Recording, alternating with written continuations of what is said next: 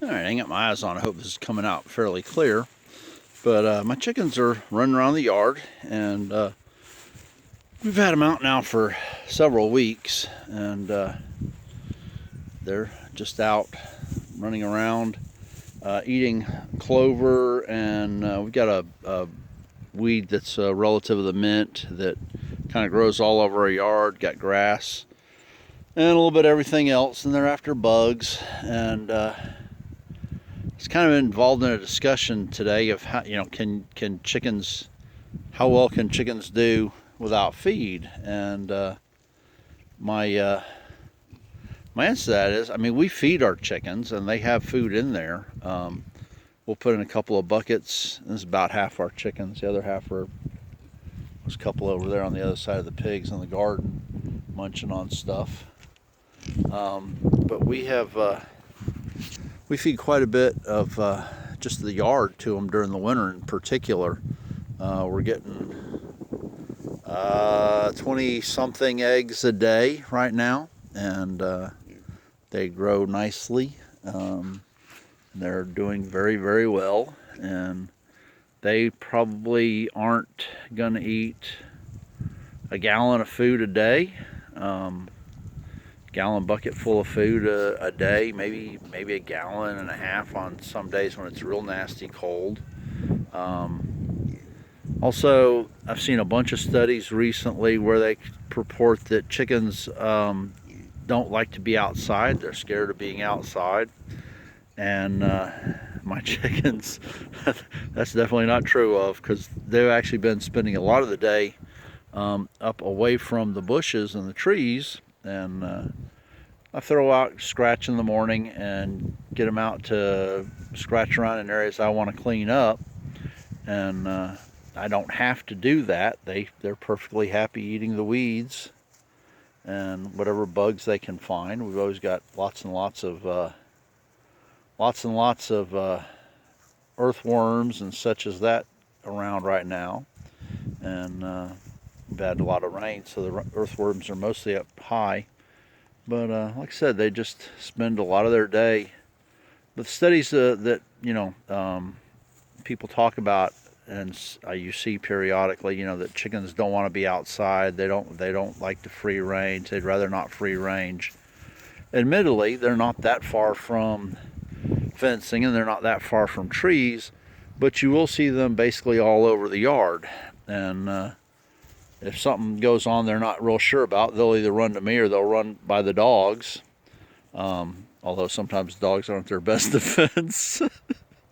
Sometimes the dogs like to play with them a little too much. While they're running and playing, they'll run them over. But as you can see, they're just quite contently eating weeds and stuff like that. They're after whatever they can get in here, and there is food out in the feed trough out in the in their coop. And like I say, I got about half of them up here. I got half of them.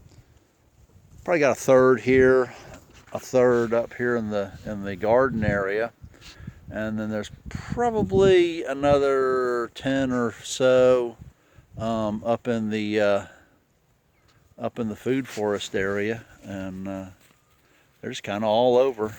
All right, now we only got 2 roosters, and that group there hasn't got a rooster near them. So anyway, just a video. How much of their diet, like I said, they might eat.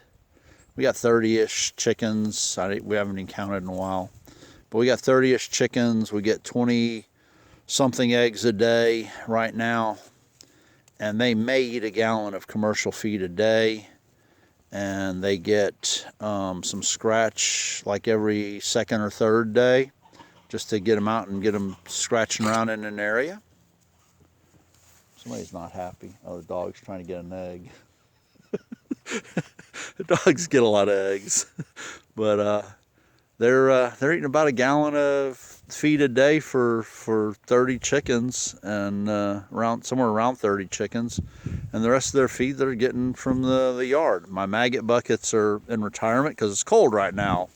Once spring gets here, we'll we'll put some maggot buckets back out and get some stuff going on with that. But as you can see, they're just quite contently scratching around eating. They'll spend all day doing this, and for 30 birds, a gallon of feed a day is not that bad. So anyway, just it can be done, layers. Now the only thing we usually do for meat birds is Cornish cross, and they're not that good at it. However, we like those black sex links so well. We're talking about a little dispute.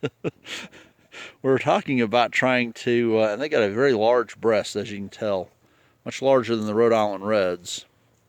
And I don't know if she'll let me get up close enough to see, but they have a much larger breast. And we're talking about, and I've heard people say that they have used the dark sex links, the black sex links, for meat birds. And so we're toying with the idea of making our own black sex link cross and using that for both meat and for. As you can see, they're going to town on that grass, on that weed. So we got several weeds in there, different types, and they're just going to town. Hope you can see it pretty well. And there's probably at least 2 gallons of feed up in the, probably more than that, probably more like 3 or 4 gallons of feed in their feed troughs, and they just aren't. They'd rather be out here doing this. So, and I like it too. So anyway, just a short video, and hope you enjoy watching it. If you do, I'd ask you to subscribe and at least hit a like or something like that so it'll stay on. There's our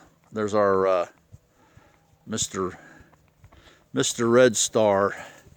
He's getting a little better, but he's still number 2. He's a sex link and a male, and that's the second time we've ever gotten one. And neither one of them was exactly what you'd call real guardy, shall we say. So anyway, I'm going to let this go. And if you enjoy it, I would ask you to subscribe. Thanks for watching. Bye.